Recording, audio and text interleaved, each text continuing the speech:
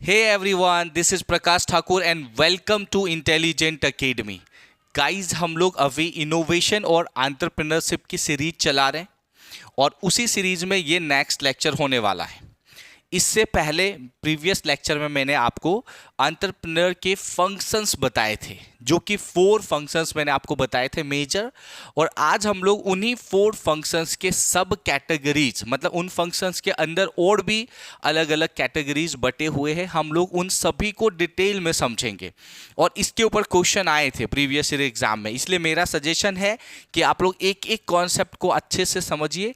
देखो, इनोवेशन और एंटरप्रेन्योरशिप में बहुत सारे क्वेश्चन ऐसे होते हैं जो डायरेक्ट नहीं पूछे जाते, बट अगर आपका कॉन्सेप्ट क्लियर होगा तो आप अपने कॉमन सेंस से उन क्वेश्चंस के आंसर दे पाओगे। अब जनरली होता क्या, अगर आप सारी चीज़ें लर्न करके जाओगे, रट्टा मार के जाओगे ना, तो आप आंसर नहीं दे पाओगे, क्योंकि आपने बस कुछ चीज़ें रट्टा मारी है। लेकिन अगर आप कॉन्सेप्ट को समझ के जाओगे तो अगर वो थोड़ा अल्टर करके घुमा फिरा के भी क्वेश्चन पूछे तो कॉन्सेप्ट क्लियर है तो आप आंसर दे पाओगे। तो मेरा यही रिक्वेस्ट है कि आप सेशंस को अच्छे से फोकस करके समझिए।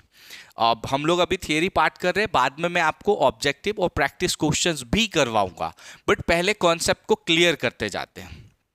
तो हम लोग अभी क्या पढ़ने वाले हैं कि भाई एंटरप्रेन्योर के जो मेन फंक्शंस हैं उसके अंदर सब कैटेगरीज को पढ़ेंगे। तो चलिए हम लोग सेशन को शुरू कर लेते हैं। देखिए, ये हमारा जो फर्स्ट वाला मेन कैटेगरी है एंटरप्रेन्योर फंक्शन, उसके अंदर ये सब कैटेगरी है फर्स्ट इनोवेशन। हालांकि इनोवेशन अब आप लोगों को समझ में आता होगा, क्योंकि मैं पहले भी एक बार इनोवेशन तो एक्सप्लेन कर चुका हूं। हालांकि यहाँ फंक्शन की बात हो रहा है, तो एक एक चीज को समझते हुए चलते हैं आराम से, कोई जल्दी नहीं है। बस पहले एक चीज करो कि क्लियर हो जाए सारा कॉन्सेप्ट, फिर आप फास्ट में प्रैक्टिस बाद में कर पाओगे। देखो, it is the basic function of an entrepreneur. ये एक एंटरप्रेन्योर का सबसे बेसिक फंक्शन है। देखो, एंटरप्रेन्योर का मतलब ही होता है वो बंदा जो इनोवेशन करे, जो समथिंग न्यू आइडिया लेके आए, जो समथिंग न्यू प्रोडक्ट लेके आए, जो समथिंग न्यू मार्केट डिस्कवर करे, समथिंग न्यू करे ना, वही एंटरप्रेन्योर है। अगर आप समथिंग न्यू नहीं करोगे तो फिर आप एक छोटा बिजनेस चला सकते हो, ऐसे बन गए। क्योंकि एंटरप्रेन्योर का मतलब ही होता है कि आप बहुत बड़ा स्केल अप कर सको बिजनेस को, उसके लिए समथिंग न्यू आइडियाज होना बहुत जरूरी है।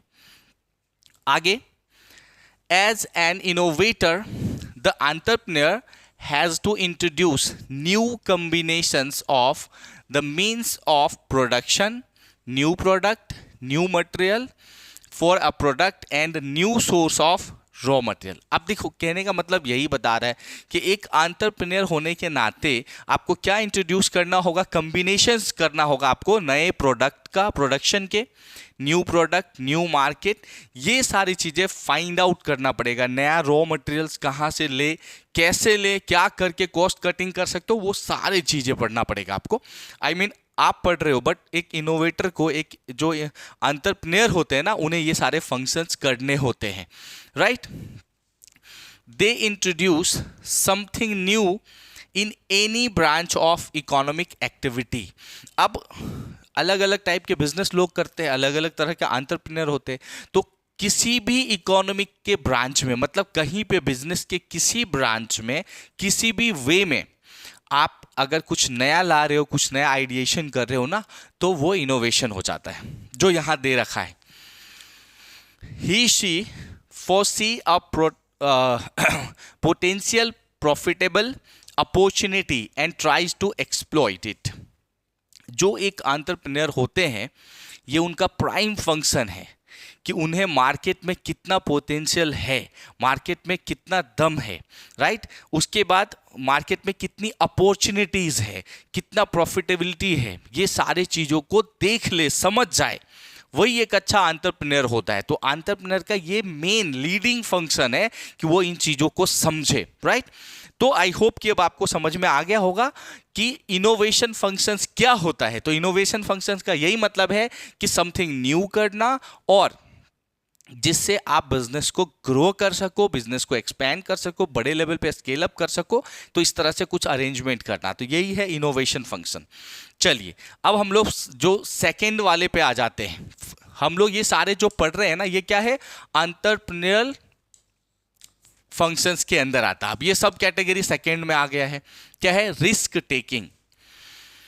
It refers to taking a responsibility for a loss that may occur due to unforeseen situations in the future. देखो, जब हम बिजनेस करने जाते हैं, अगर आप एक एंटरप्रेन्योर हो तो कोई नहीं जानता फ्यूचर में क्या होने वाला है, कल क्या होगा, इनफैक्ट ये भी कोई नहीं जानता।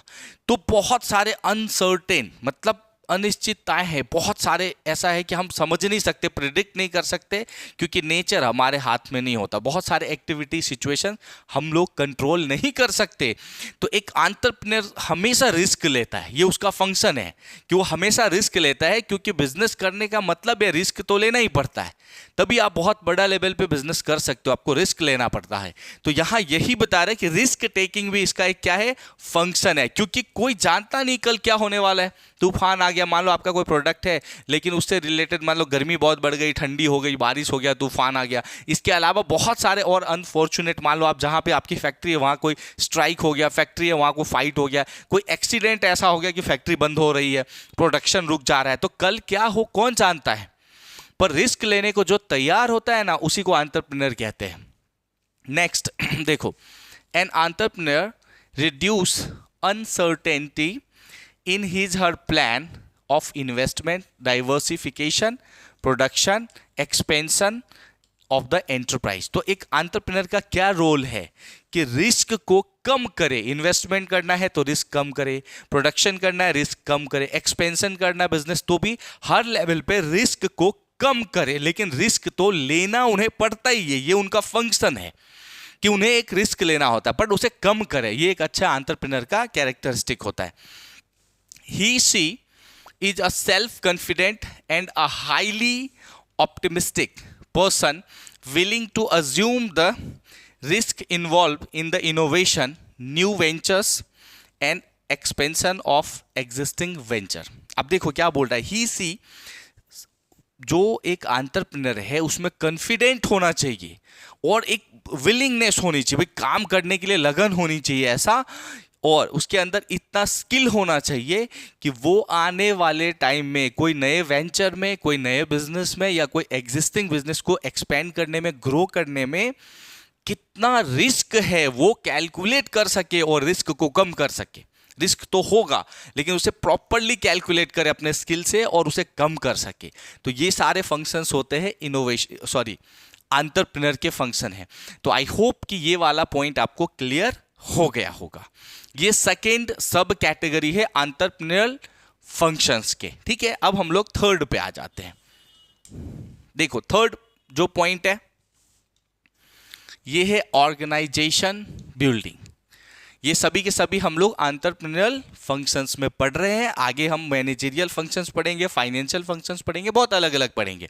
अभी ऑर्गेनाइजेशन बिल्डिंग क्या है वहां पे आते हैं।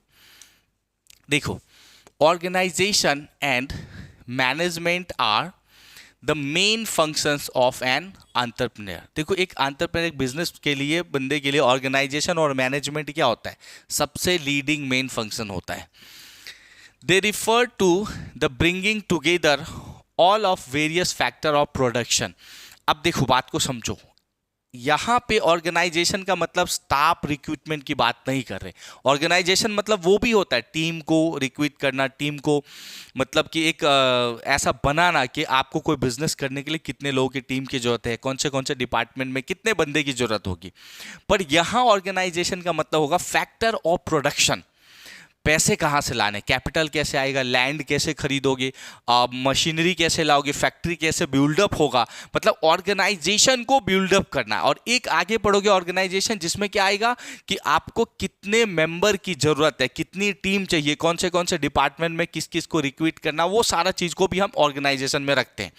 पर यहाँ ऑर्गेनाइजेशन, क्योंकि हम क्या पढ़ रहे हैं, एंटरप्रेन्योरल फंक्शंस पढ़ रहे हैं, वो हम मैनेजरियल फंक्शंस या कुछ और फंक्शन पढ़ेंगे तो मैं डिटेल में बताऊंगा। यहाँ इसका मतलब ये है, बहुत लोग इसको वही समझ लेते हैं कि मतलब कितने बंदे की रिक्वायरमेंट है, कितने को जॉब पे रखना, कौन से डिपार्टमेंट, ये सब। लेकिन यहाँ ऑर्गेनाइजेशन बिल्डिंग का ये मतलब है, the purpose is to allocate the productive resource in order to reduce the cost in production. अब इसका मतलब यही है कि प्रॉपर अलोकेशन, कहाँ से मटेरियल खरीदेंगे, कहाँ से मशीनरी लाएंगे, किस जगह ज़मीन लेंगे, कहाँ फैक्ट्री लगाना, हम क्या सब कुछ बेस्ट करें जहाँ जिससे कि हमारा कॉस्ट कटिंग हो सके, कम खर्चे में काम हो सके, यही कॉन्सेप्ट है। तो ये आपका ऑर्गेनाइजेशन बिल्डिंग भी एक फंक्शन है। ये कैसे होता है आप समझ गए होंगे कि भाई कम कॉस्ट में चीज़ों को बेटर कर सके, यही है इसका मतलब। और मतलब कि ये फैक्टर ऑफ प्रोडक्शन के ऊपर काम करता है। आई होप ये समझ गए होंगे आप। अब यहां से देखो चेंज हो गया, अब कौन सा आ गया है यहां से, ये एक न्यू है, ये है प्रमोशनल फंक्शन। इससे पहले हम लोग एंटरप्रेन्योरल फंक्शन पढ़ रहे थे, ये प्रमोशनल फंक्शन है। उसके अंदर ये पहली सब कैटेगरी है, उसके अंदर ये क्या है, फर्स्ट सब कैटेगरी है। क्या है, इन्वेस्टिगेशन ऑफ एन आइडिया। भाई आइडिया को इन्वेस्टिगेट करना है। यहां क्या है एक एक करके समझते हैं। देखिए, the entrepreneur visualise that there are opportunities for a particular type of business and it can be profitable run या प्रॉफिटेबली रन। एक अच्छे एंटरप्रेन्योर क्या करता है, विजुअलाइज कर लेता है, वो देख लेता है फ्यूचर को कि किस एरिया में किस तरह का बिजनेस किया जा सकता है, कहाँ पे कौन सी चीज़ की डिमांड ज़्यादा है, और उसके हिसाब से वो पहले समझ जाता है कि अगर इस एरिया में पर्टिकुलर बिजनेस करूँगा तो लॉस होगा कि प्रॉफिट होगा। ये एक अच्छे एंटरप्रेन्योर की स्किल होता है। तो यहाँ यही बता रहा है, राइट। आगे देखो, द आइडिया में B to exploit new areas of natural resources, more profitable ventures और existing line of business। अब क्या बोल रहा है, द आइडिया, ऐसे ऐसे आइडिया होने चाहिए, एक्सप्लॉइट न्यू नेचुरल रिसोर्सेज। जैसे देखो, अब मान लो पहले जमाना में सब कुछ पेट्रोल पेट्रोल पेट्रोल पे चल रहा था, किसी को आइडिया है सोलर वाली चीज़ें आ गई, अभी विंड एनर्जी पे चल रहा है, वाटर एनर्जी पे चलने लगेगी चीज़ें फ्यूचर में। तो ये जो कॉन्सेप्ट है ना कि नेचर को एक्सप्लॉइट करो, मतलब एक्सप्लॉइट मतलब उनको ख़राब नहीं करना, मतलब उसका मैक्सिमम यूटिलाइजेशन करना। इकोनॉमी में इसका मतलब ये है। ऐसे एक्सप्लॉइट मतलब होता है कि चीज़ों को बिगाड़ना। तो यहाँ ये समझना हमें, जिससे ज़्यादा प्रॉफिट हो सके भाई, चाहे वो भले कोई भी वेंचर करो, कोई बिजनेस शुरू करो या पुराने बिजनेस को नए लेवल पे ले जाओ। तो यहाँ इन्वेस्टिगेशन ऑफ आइडिया का मतलब यही है कि एक एंटरप्रेन्योर को हर चीज़ को सोच समझ के करना होता है, एरिया को देख के रिसर्च करके वो समझ जाता है कि कहाँ पे बिजनेस किया जा सकता है, कहाँ पे नहीं किया जा सकता है, करेंगे तो प्रॉफिट होगा लॉस होगा, ये कैलकुलेशंस वो कर लेते हैं। नेक्स्ट प्रमोशनल फंक्शन जो है, अब प्रमोशनल फंक्शन का सब कैटेगरी सेकेंड में है, डिटेल्ड इन्वेस्टिगेशन। अब देखो, एक बार आपको ये पता चल गया कि इस एरिया में बिजनेस किया जा सकता है, प्रॉफिटेबल एरिया है, उसके बाद थोड़ा सा उसको डीप में कैसे हम लोग जो है ना इन्वेस्टिगेट करेंगे चीज़ों को। The entrepreneur will estimate the total demand for the product after determining the prospective demand for goods. He will think of arranging finance for the venture। अब क्या बोला, डिटेल इन्वेस्टिगेशन में क्या है, पहले जो एंटरप्रेन्योर है उसको ये लगा कि हाँ यहाँ बिजनेस किया जा सकता है, अब डिमांड है कितनी एग्जैक्टली, कितना पॉपुलेशन है, कितने लोग हैं उस प्रोडक्ट को यूटिलाइज करने वाले, कितना प्रोडक्शन करेंगे तो कॉस्ट कम आएगा हमारा, उसके बाद कितना सेल आउट होगा तो प्रॉफिटेबल मार्जिन बनेगा। तो मतलब हर चीज़ को सोच समझ के डिमांड के हिसाब से फाइनेंस को अरेंज करता है। फिर वो जो नया बिजनेस शुरू करना है उसके लिए क्या करेगा, जब सारी चीज़ें ओके हो गया है तो क्या करेगा, फाइनेंस को वो अरेंज करेगा। फॉर न्यू वेंचर, जो भी वेंचर जो भी बिजनेस शुरू करो, along with available of power, labour, raw material and machinery. तो उसके बाद क्या है कि भाई वो ये देखता है कि उस एरिया में पावर मिलेगा कि नहीं मिलेगा, लेबर मिलेगा कि नहीं, रॉ मटेरियल और जो है ना मशीनरी। मतलब कोई भी बिजनेस खोलोगे भाई, ओपन करोगे स्टार्टअप, तो वहाँ लेबर मिलेगा कि नहीं उसमें काम करने के लिए, रॉ मटेरियल्स मिलेंगे कि नहीं, मशीनरी मिलेगा कि नहीं, उसके बाद वो सारी चीज़ों को देखता है। तो पहले नॉर्मल जो इन्वेस्टिगेट क्या करता है कि उसके दिमाग में आइडिया है XYZ कंपनी खोलते हैं, फिर इतना बेसिक्स इन्वेस्टिगेशन होता है कि खोलेंगे तो इस एरिया में चलेगा कि नहीं, यहाँ के लोगों को उसकी रिक्वायरमेंट है कि नहीं, समझ गए, लग गया कि हाँ चलेगा। अब थोड़ा डिटेल में डिस्कस क्या करेंगे, एनालिसिस, कि भाई उसके हर एक ये देखना है कि कौन सा सामान कितना लगाना है, कैसे लगाना है, यहाँ सारी चीज़ें दे रखा है कि टोटल एग्जैक्ट डिमांड कितना है। फिर थोड़ा सा डीप में एनालिसिस करेंगे, उसके हिसाब से फंड अरेंजमेंट करना, फिर वहाँ पावर, लेबर, रॉ मटेरियल ये सब अवेलेबल है कि नहीं, इन हर एक चीज़ को देखना। भाई एक फैक्ट्री खोलने के लिए जितनी रिक्वायरमेंट है ना, हर चीज को देखना, कोई लीगल प्रॉब्लम तो नहीं है उस एरिया में खोलने के लिए कंपनी, मतलब हर एक चीज को ध्यान रखना डिटेल में। नेक्स्ट है the work of estimation becomes the complicated if it is a new line of business.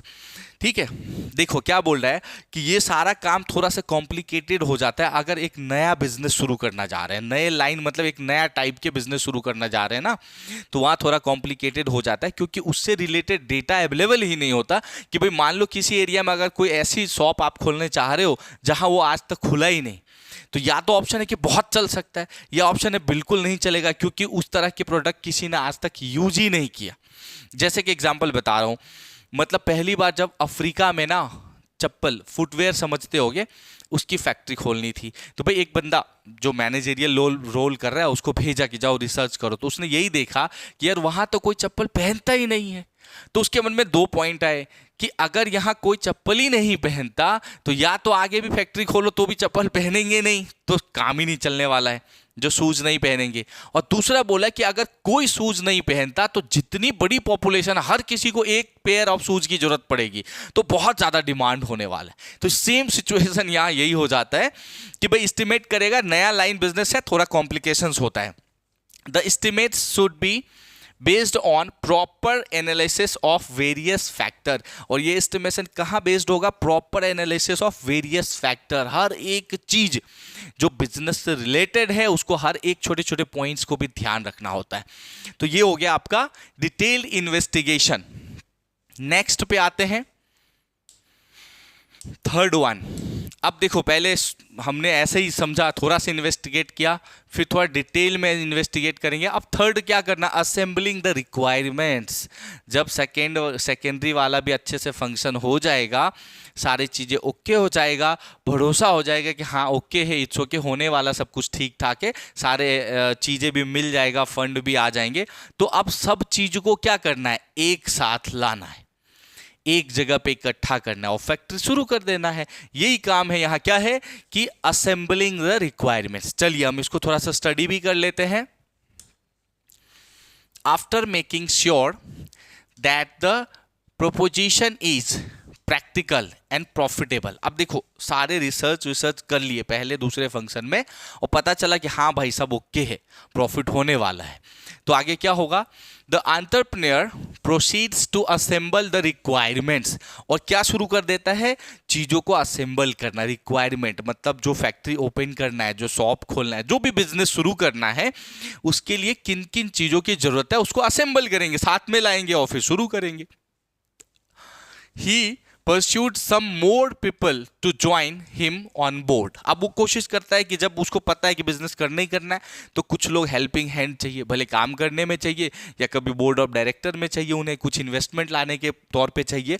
तो अकेले सब कुछ तो नहीं होगा, तो कुछ लोगों की रिक्वायरमेंट होती है, तो पहले वो लोग ले आते हैं ताकि जिस भी पर्पस से सोचे एक एंटरप्रेन्योर, उसके हिसाब से बंदे लाते हैं और उसको थोड़ा सा बड़ा करने की कोशिश करेंगे। अब he may also be required to acquire some patent rights if he has invented something new। अब देखो यहाँ पे अगर आपने कुछ नया इन्वेंट किया है तो उसका पेटेंट राइट लेना होता है।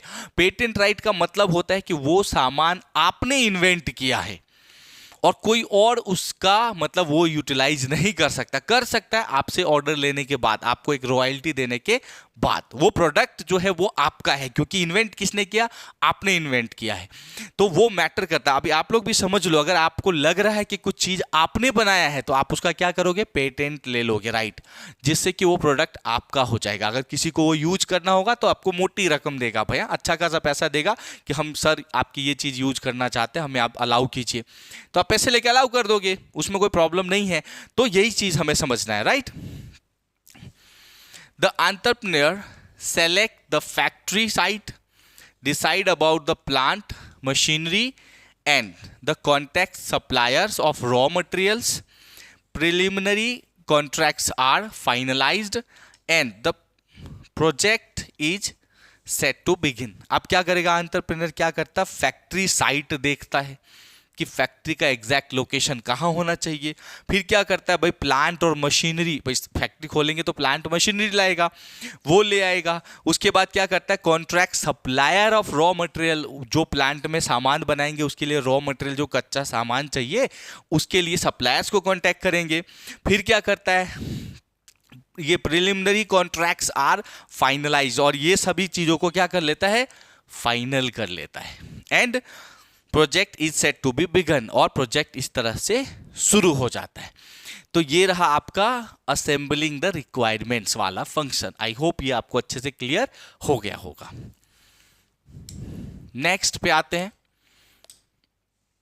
Financing the proposition. ये आपका कौन सा था, थर्ड वाला। ये हो गया फोर्थ वाला सब कैटेगरी प्रमोशनल फंक्शंस के अंदर। देखिए, the entrepreneur decides about the capital structure of the enterprise. The entrepreneur decide about the capital structure of enterprise. अब जो एंटरप्रेन्योर होता है ना, एंटरप्राइज की कैपिटल स्ट्रक्चर को क्या करता है, सबसे पहले वो डिसाइड करेगा कि कितने पैसे चाहिए या कितना पैसा है, किस तरह से सारा काम करना है, पूरे प्रोजेक्ट को करने के लिए कितने फंड की रिक्वायरमेंट होगी, कहाँ से लाएंगे, सारा चीज़ देखना होता है। The requirement of finance are estimated first, then the source from which money will come up are determined. अब पहले क्या देखेगा कि पूरा प्रोजेक्ट करने के लिए कितने पैसे की जरूरत है, और फिर क्या डिसाइड करेगा कि भाई ये पैसे लाएंगे कहाँ से। Long term and short term financial requirements are estimated and type of source of fund is also decided. Share, debenture, loan. अब क्या बोलते हैं, लॉन्ग टर्म और शॉर्ट टर्म में कैसे कैसे फंड की रिक्वायरमेंट होगी, और वो फंड कहाँ से लाना, शेयर्स के थ्रू लाना है, डिबेंचर के थ्रू लाना है, लोन के थ्रू लाना है, या पार्टनरशिप करके लाना है। तो इस तरह से क्या करना है, ये सारी चीज़ें यहाँ डिसाइड होगा। मतलब पैसे के रिलेटेड सारा जो फंक्शन हो यहाँ करेंगे फाइनेंसिंग द प्रोपोजिशन वाले फंक्शन में। नेक्स्ट पे आ जाते हैं, अगला है फिफ्थ वाला, प्लानिंग मैनेजेरियल फंक्शंस। इससे पहले कौन सा था, हाँ ये नया है, ये जो फंक्शन, ये नया आ गया आपका पार्ट, ये मैनेजेरियल फंक्शन आ गया।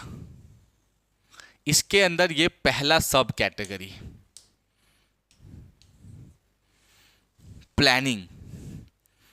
It is the basic managerial function of an entrepreneur. अब ये एंटरप्रेन्योर का बेसिक मैनेजेरियल फंक्शन होता है। It is decision making in advance, what to do, when to do, how to do, who will do a particular task. देखो, managerial functions के अंदर आता है प्लानिंग करना, मतलब ये भी एक फंक्शन है। और इस फंक्शन में क्या क्या होता है, मेजर वर्क क्या है इसमें, इसमें सबसे मेजर वर्क होता है व्हाट टू डू, क्या करें, क्या बिजनेस करना है, कौन से बिजनेस करना है, इन चीजों को समझना। दूसरा है व्हेन टू डू, अगर आपके मन में आ रहा है कि XYZ बिजनेस करना है तो कब करे, कब शुरुआत करना उसका। हाउ टू डू, और ये भी आ रहा है कि कब शुरू करना है तो कैसे करना है। और हु विल डू, कौन करेगा सारा काम। तो ये जो मेजर क्वेश्चंस है इसको हम कहाँ हैंडल करते हैं, प्लानिंग फंक्शन में। प्लानिंग करने टाइम में ये चीजों को समझ लेते हैं, क्या काम करना है, कैसे करना है, कब करना है, कौन करेगा, किस किस की हेल्प चाहिए इस पूरे प्रोजेक्ट को करने के लिए। तो ये कौन से फंक्शंस है, प्लानिंग वाला फंक्शन, इसमें सारा प्लान आउट कर लेते हैं, राइट। चलो नेक्स्ट पे आ जाते हैं हम लोग मैनेजेरियल फंक्शंस के। अगला है सेकेंड सब कैटेगरी है ऑर्गेनाइजेशन। अब देखो ये ऑर्गेनाइजेशन अलग है और जो ऑर्गेनाइजेशन हम लोगों ने वहां पढ़ा था पहले वो अलग था। Every businesses enterprise needs the service of number of persons to look after its different aspects। तो देखो हर एक बिजनेस को लोगों की जरूरत होती है। भाई बिजनेस चलाना है तो लोग चाहिए, अलग अलग डिपार्टमेंट को हैंडल करने के लिए अलग अलग तरह के स्किल वाले लोगों की जरूरत पड़ती है। The entrepreneur set up the objectives or goal to be achieved by its personnel। जो एक बिजनेस पर्सन होता है वो कैसे अपना गोल अचीव करता है, लोगों को हायर करता है जॉब पे और उसके थ्रू सारा उसे पता होता है कौन से डिपार्टमेंट में कितने बंदे को रखना है, कैसे काम करना है हमें, ताकि सारा चीजों को हैंडल किया जा सके। The function of organising is to arrange, guide, coordinate, direct and control activities of the factory of production. The function of organisation is, organisation करने का यहां मतलब है कि हर चीज को अरेंज करना है, गाइड करना है, कोऑर्डिनेट्स करने हैं, डायरेक्ट एंड कंट्रोल एक्टिविटी, मतलब होल सोल थिंग। देखो ऑर्गेनाइजिंग का मतलब होता है यहां पे कि हर चीज को प्रॉपर मैनर में हैंडल करने का है अपने को, राइट। अब ये हो गया ऑर्गेनाइजिंग करना। अब इसमें देखो, इसमें ये भी बोल सकते हो यहां कि कितने लोगों की रिक्वायरमेंट होगी। आप एक प्लान आउट करोगे कि पूरा प्रोजेक्ट सेटअप करने के बाद कितनी टीम चाहिए, कौन से डिपार्टमेंट चाहिए, कितने लोगों की रिक्वायरमेंट है, कैसे उन्हें रिक्रूट करना है, सारा प्लान आउट करेंगे, ऑर्गेनाइज करेंगे हर चीज़ को। ऑर्गेनाइज मतलब सही ढंग से हर काम करना। अब उसमें ये भी है कोऑर्डिनेट करना उनके बीच में, मतलब कि जो अलग अलग डिपार्टमेंट है उनको अच्छे से बना के रखना, रिलेशंस, कंट्रोल करना, अगर काम सही से नहीं हो रहा है तो उसको ठीक करना, बराबर, ये सारी चीजें रहेंगे। अगला है स्टाफिंग। देखो अभी इससे पहले हमने क्या सोचा, क्या करा था ऑर्गेनाइजिंग में कि कितने लोगों की जरूरत है, कितने डिपार्टमेंट है, ये सारी चीज़ों का प्लान आउट हम ऑर्गेनाइजेशन में कर लेते हैं। फिर क्या करेंगे अगला फंक्शन में, स्टाफिंग। इस फंक्शन में क्या करते हैं हम लोग, ये थर्ड सब कैटेगरी है। इस फंक्शन में क्या करेंगे हम लोग, the function involves making appointments for the position created by the organisation process, organisational process. तो ऑर्गेनाइजेशनल प्रोसेस में हमने ये देखा कि हमारी ऑर्गेनाइजेशन कैसे चलेगा, कितने डिपार्टमेंट की रिक्वायरमेंट है, कितने लोगों की रिक्वायरमेंट है अलग अलग डिपार्टमेंट में, और उसके बाद स्टाफिंग में मतलब उनको रिक्रूट करना, उनको क्या करना है, अपॉइंट करना, जॉब पे रखना, इंटरव्यू लेना, जो भी प्रोसेस है वो करके उनको नौकरी पे, जॉब पे रखना, ये है स्टाफिंग का मतलब। It consists of human resource, manpower planning, recruitment, selection and placement of manpower, human resource development, promotion, transfer, appraisal and determination of employees and remuneration। तो इसका मतलब यही है, एक तरह से इसको बोलोगे ह्यूमन रिसोर्स, HR डिपार्टमेंट जिसको आप कहते हैं नॉर्मल लेवल में। तो कितने लोग रखना है, उसको सिलेक्शन प्रोसेस, उसको कितनी सैलरी देना है, प्रमोशन कब देना है, हर एक चीज़ का ध्यान रखना है उसमें। तो ये सारा का सारा प्रोसेस जो है, कब किसको ट्रांसफ़र करना है, कब किसको टर्मिनेट करना है, सारी चीज़ें उनके एक्टिविटी को देखते हुए करना है। ये स्टाफिंग वाले फंक्शन में होता है। नेक्स्ट है फोर्थ फंक्शन है मैनेजेरियल फंक्शन का, directing. It is connected with carrying out desired plans। अब देखो डायरेक्टिंग का मतलब यहाँ यही है कि अगर आप कोई बिजनेस कर रहे हो तो आपने सारा लेआउट डिजाइन किया है, तो डायरेक्टिंग का मतलब प्रॉपर काम हो रहा है कि नहीं हो रहा है, एक एक चीज, इसको मॉनिटरिंग भी कह सकते हो, देखना। अगर नहीं हो रहा है तो उस पर एक्शन करना। तो हर एक चीज प्रॉपर मैनर में, जैसे कोई कंपनी होता है ना, उसका अपना एक SOP होता है, मतलब कैसे मैनेज करना है चीजों को, उसका कुछ रूल्स रेगुलेशंस होता है कि भाई ये प्रोडक्ट आएगा, उसको ये करना है, इसको ये करना है, इसको ये करना है, इस तरह से काम करना है। तो वो सारा का सारा जो एक प्रोसेस होता है, सभी लोग वो फॉलो करें, इसको डायरेक्टिंग कहते हैं, उसको देखना एक तरह से। It initiate organised and planned action and ensure effective performance by subordinates towards the accomplishment of group activity. तो डायरेक्टिंग का मतलब समझ में आ गया, सारा प्लान आउट पहले से हो चुका है और वो सही से हो रहा है कि नहीं हो रहा है उसको देखना, उसको हैंडल करना, जो भी प्रोसेस बने हुए काम करने का सभी लोगों फॉलो करे, उस रूल्स और रेगुलेशन पे चले, इस तरह से काम अच्छे से हो, कंपनी का अच्छा प्रोडक्शन हो, सारी चीजें ग्रोथ हो, ये चीजों को देखना, एक तरह से सुपरविजन करना भी आप बोल सकते हो। डायरेक्टिंग मतलब सुपरविजन करना भी बोल सकते हो।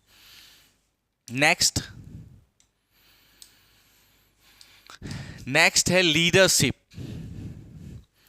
देखो, building confidence and enthusiasm in employee. It is the process by which an entrepreneur immediately directs, guide and influence the team. देखो, हर बंदे में, हर एक एंटरप्रेन्योर में एक लीडरशिप का फंक्शन तो होना ही चाहिए।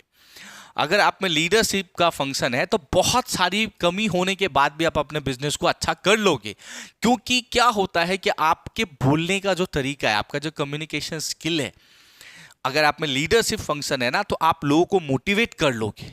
कम सैलरी में भी काम कर सकते हैं वो आपके लिए, आप कई बार बहुत हद तक, मतलब वो आपसे अटैच इस तरह से हो जाएंगे ना कि वो पैसे नहीं देखेंगे, वो फैमिली की तरह अटैच हो जाएंगे। पर ये कब होगा? जब आपके बोलने में, आपके स्पीच में इतना दम हो, आप में लीडरशिप का जो है ना फंक्शन हो, आप लीडरशिप मैनेज कर सको। जैसे एग्जाम्पल समझो, मोदी जी हैं, तो क्या मोदी जी सबको पैसे देते हैं उनका सपोर्ट करने के लिए? नहीं देते हैं। वो उनके बोलने का तरीका, उनका जो डिसीजन मेकिंग पावर है, जिस तरह से वो रहते हैं, उससे लोग जो है ना कहीं इन्फ्लुएंस हो जाते हैं, लोग प्रभावित होते हैं कि कितना प्रॉपर डिसीजन लेते हैं वो। ठीक है, मैं पॉलिटिकल डिस्कशन नहीं कर रहा हूँ, प्लीज, कांग्रेस बीजेपी या इन सब से मेरा कोई वो नहीं है। मैं बस एक एग्जाम्पल दे रहा हूँ कि कोई भी बड़ा लीडर, डोनाल्ड ट्रंप हो, बराक ओबामा हो, ठीक है, जो बाइडन हो, तो ये जो कोई भी बड़ा, व्लादिमीर पुतिन हो, तो ये लोग जो एक लीडर बनते हैं तो इनमें एक वो स्किल होता है कि लोगों को इम्प्रेस कर पाते हैं। तो वो स्किल होना चाहिए। तो आप अपने जो टीम को मोटिवेट करोगे, अच्छे से गाइड करोगे, टीम खुश हो जाएगा आपकी मतलब स्पीच सुन के कि हमारे सर ऐसे हैं, और वो मोटिवेट हो जाएंगे। फिर क्या होगा? प्रोडक्शन बढ़ेगा, काम अच्छा होगा। तो ये स्किल भी होना चाहिए, और ये एक मेन फंक्शंस भी है मैनेजरियल फंक्शन में, लीडरशिप। नेक्स्ट है कम्युनिकेशन।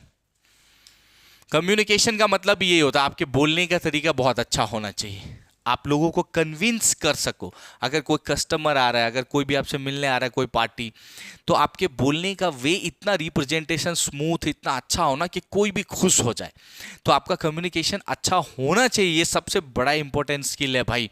क्योंकि अगर आपको सही से बोलने नहीं आता है तो बिजनेस कर ही नहीं सकते। बिजनेस करने वाले को बोलना तो सही से आना चाहिए। अगर आपको बिजनेस कर रहे हो, अगर आप रूडली बिहेव करोगे लोगों के साथ, तो कस्टमर भाग जाएंगे और फिर दोबारा नहीं आएंगे। इनफैक्ट दूसरे कस्टमर को भी बोलेंगे कि यहाँ पे ऐसा होता है, वैसा होता है। तो ये सबसे की स्किल है कि आपका कम्युनिकेशन बहुत अच्छा होना चाहिए बिजनेस में। आप इतने प्यार से बड़ी प्रॉब्लम को भी खुशी से, स्माइल के साथ, प्यार से आप हैंडल कर सकते हो, गुस्से में नहीं। अगर आप गुस्सा कर लोगे तो बिजनेस गया आपका। तो वहाँ ये चीज़ें समझना बहुत इंपॉर्टेंट है कि आपका कम्युनिकेशन स्किल कैसा है। जितना बेस्ट कम्युनिकेशन होगा आपका, उतना अच्छा बिजनेस कर पाओगे। देखो यहाँ देख भी लेते, देखो entrepreneur spend most of their working time communicating with other. देखो एंटरप्रेन्योर क्या करते हैं, अपना ज़्यादातर टाइम दूसरों के साथ बातचीत करते हुए गुजारते हैं, मतलब पार्टीज के साथ, वेंडर के साथ, अलग अलग लोगों के साथ। It refers to exchange idea, feelings, emotions, knowledge and information between two or more persons. और वो क्या करते हैं, अपने ideas, feelings, emotions, knowledge, information को अलग अलग लोगों के साथ शेयर करते हैं। और अगर अच्छे से शेयर करेंगे तो लोग उनसे कनेक्ट हो पाएंगे, वो बिजनेस ग्रोथ होगा। Nothing happens in management until effective communication take place. तो अगर आप सही से इफेक्टिव कम्युनिकेशन नहीं होगा तो मैनेजमेंट बिगड़ जाएगा आपका। तो ये फंक्शन बहुत मैटर करता है असली जिंदगी के बिजनेस में भी भाई। दुनिया के हर एक जगह पे कम्युनिकेशन मैटर करता है। अगर आपको अच्छे से बोलने आता है ना, तो बड़े से बड़े काम आप प्यार से बोल के करवा लोगे। अगर आपको नहीं आता ना, तो पैसों से सब कुछ नहीं होता है। इसलिए मेरा यही कहना है कि अपना कम्युनिकेशन इंप्रूव कीजिए, अच्छे से बात कीजिए आप लोगों के साथ, अच्छा बिहेवियर होना बहुत जरूरी है। चलिए आगे बढ़ते हैं हम लोग। नेक्स्ट 7th वाला पार्ट है मोटिवेशन। ये मैनेजरियल फंक्शंस के अंदर हम लोग अभी पढ़ रहे हैं। It is the psychological process of creating an urge among the subordinates to do certain things और between in the desired manner. देखो, अगर बिजनेस का ओनर एंटरप्रेन्योर अच्छा हो तो अपने टीम को अपने इतने बढ़िया से लीड कर सकता है, अच्छे से मोटिवेट करके, जैसा चाहे जितना डबल ट्रिपल भी काम करवा ले मोटिवेट करके, और लोग प्यार से करते हैं। अगर आपको मोटिवेट करने आएगा तो आप लोगों से बहुत सारे काम करवा सकते हो, वो आपके लिए करेंगे और पैसे तो उतने ही दोगे आप, ठीक है। तो यहाँ यही मैटर करता है कि एक जो अच्छा एंटरप्रेन्योर है ना, उसे मोटिवेशन करने आना चाहिए। A sound motivational system must be productive, competitive, comprehensive and flexible, and it must consider a psychological, social, safety, ego and economic needs of the worker। तो एक अच्छा मोटिवेशनल क्या होता है? लोगों को खुश कर देता है, एक तरह समझो उनका दिल खुश कर देता है, उनके सारे ईगो हट जाते हैं, सारे प्रॉब्लम सॉल्व हो जाता है, मतलब बड़े से बड़े सिचुएशंस को भी मोटिवेट करके सॉल्व कर सकते हो। तो ये स्किल होना बहुत जरूरी है, ये भी एक इंपॉर्टेंट फंक्शन है। मैनेजरियल फंक्शंस अभी हम लोग देख रहे हैं। नेक्स्ट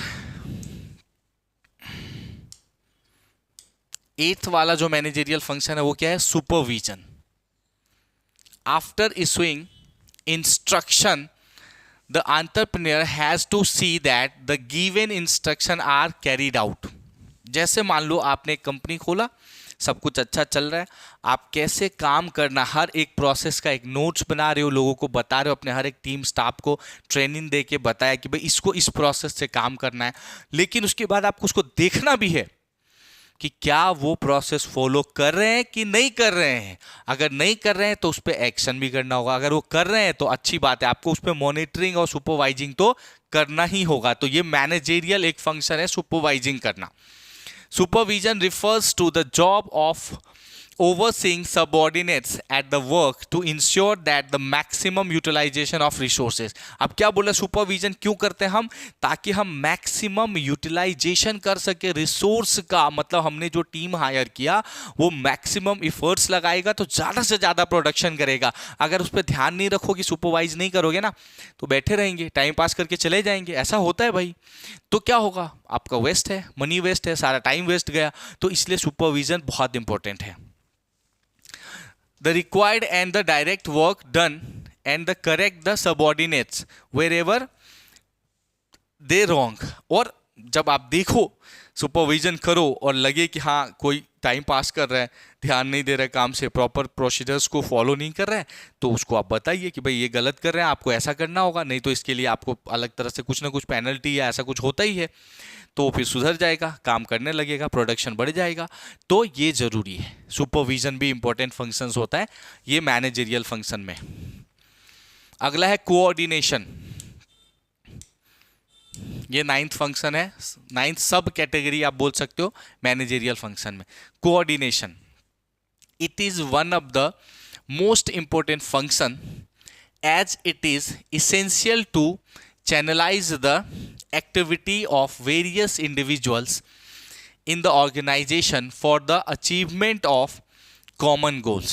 अब देखो, कोऑर्डिनेशन का मतलब होता है कि हर बड़े जगह पे कोई भी ऑर्गेनाइजेशन में अलग अलग डिपार्टमेंट्स होते हैं, और उन हर एक डिपार्टमेंट्स में कुछ हेड होते हैं, लोग होते हैं, अलग अलग काम करते हैं। हर डिपार्टमेंट मिला जुला के काम करता है कि अच्छा प्रोडक्शन हो, अच्छी सेल्स हो, जिससे जो ऑर्गेनाइजेशन है वो आगे बढ़े। अल्टीमेट गोल यही होता है कि ऑर्गेनाइजेशन को आगे बढ़ाना है। बट अगर सारे डिपार्टमेंट के बीच में अच्छा रिलेशन नहीं रहेगा, अच्छा कोऑर्डिनेशन नहीं रहेगा, तो क्या होगा? चीज़ें बिगड़ जाएगा। एक डिपार्टमेंट ने किया, उसने ध्यान नहीं दिया, दूसरे को सही टाइम से बताया नहीं, तो सारे डिपार्टमेंट को कनेक्ट करना, सही से कम्युनिकेट करके कनेक्ट करना सारे डिपार्टमेंट को, उसी को कहते हैं कोऑर्डिनेशन करना। जितने भी अलग अलग डिपार्टमेंट है सबको कनेक्ट करके मिला के चलना, जिससे ऑर्गेनाइजेशन का ग्रोथ हो, यही होता है coordination. The entrepreneur has to make sure that the work of different segments is going according to the predetermined targets and a corrective measure we have to initiate there is any deviation. तो क्या बोल रहा है कि ये देखना होता है कि सारे डिपार्टमेंट वाले को जो जो जिस तरह से प्रोसेस बताया गया है काम करने का वो फॉलो कर रहे हैं कि नहीं कर रहे हैं। अगर वो नहीं कर रहे हैं, कुछ डेविएशन आ रहा है, कुछ चेंजेस आ रहा है, तो उसको ठीक करना होता है। अगर वो कर रहे हैं तो कंपनी अच्छे से चलता रहेगा। तो कोऑर्डिनेशन करना भी बहुत जरूरी है। सारे डिपार्टमेंट मिलके रहेंगे, बोलते हैं ना एकता में बल होता है, तो सब मिलके काम करेंगे तो अच्छा करेंगे, नहीं तो चीजें बिगड़ना ही बिगड़ना है। ठीक है, चलो आगे बढ़ेंगे हम लोग। नेक्स्ट है कंट्रोलिंग करना। चलो आप लोग पढ़ो 1 मिनट, मैं जस्ट 1 मिनट पानी पी लेता हूं।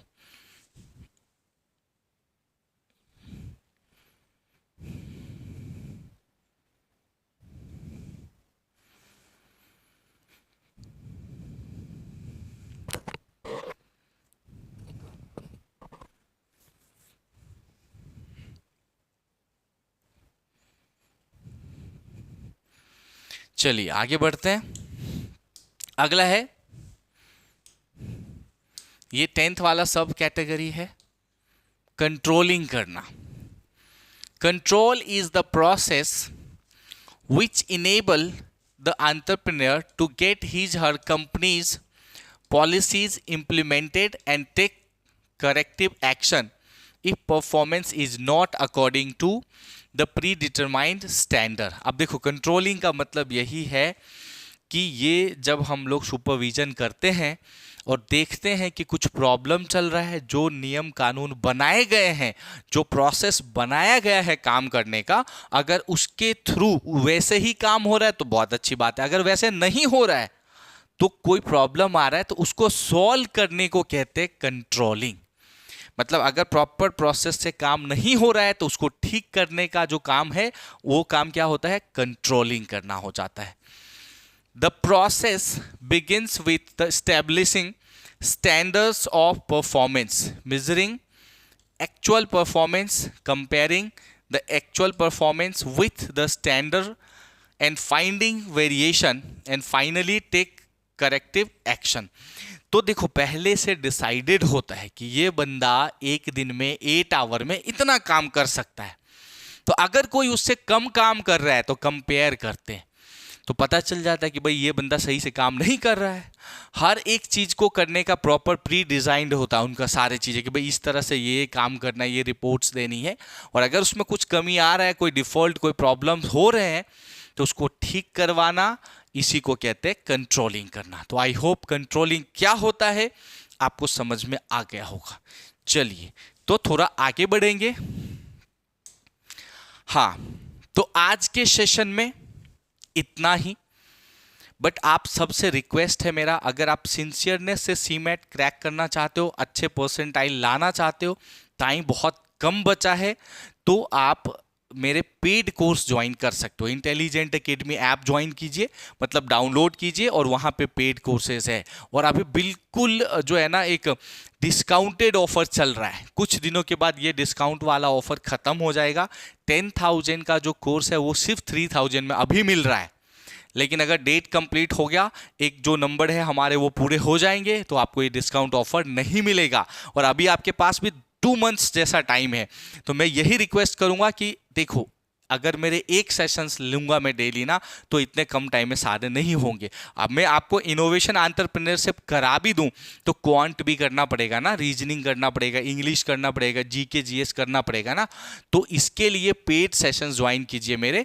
उसमें क्या होगा, चारों मतलब 5 के 5 टॉपिक्स कवर हो जाएंगे, और आप डेली के 4-5 सेशंस अटेंड कीजिए। क्वांट के 2 सेशन, रीजनिंग के 2 सेशन, इंग्लिश भी कीजिए। आप ज़्यादा से ज़्यादा स्टडी करोगे ना डेली, तो ही आप कर पाओगे अच्छा परसेंटाइल। अगर आप सोचोगे एक दिन में एक सेशन करेंगे ना, तो इतने कम टाइम में नहीं होगा। अगर आपके पास 1 ईयर टाइम होता तो शायद आप कर भी पाते। तो अभी मेरा यही रिक्वेस्ट है आपसे कि पेड सेशन ज्वाइन कर लीजिए। मैं आपको 100% हर लेवल पे हेल्प करूंगा। अगर कोई ज़्यादा क्वेरी आएगा तो 1-to-1 लाइव भी मैं आपको हेल्प करूंगा। 1-to-1 मतलब आप कनेक्ट होगे, मैं कनेक्ट होऊंगा, बस 2 जन। जो प्रॉब्लम होगा सॉल्व। सबके साथ ऐसा ही है, मैं 1 to 1 भी कनेक्ट करके करूंगा ताकि आपको कोई क्वेरी ना आए। तो मेरा रिक्वेस्ट है, अगर आपको अच्छा लगे, सेशंस अच्छा लग रहा है, तो पेड भी ज्वाइन कर सकते हो और सेशन को लाइक और शेयर जरूर कर दीजिए, ज़्यादा से ज़्यादा दोस्तों तक पहुंचाइए जो भी सीमेट वगैरह की प्रिपरेशन कर रहे हैं। तो चलो आज के सेशन में इतना ही, अगले सेशन में फिर मिलता हूं आपसे, तब तक के लिए थैंक यू सो मच।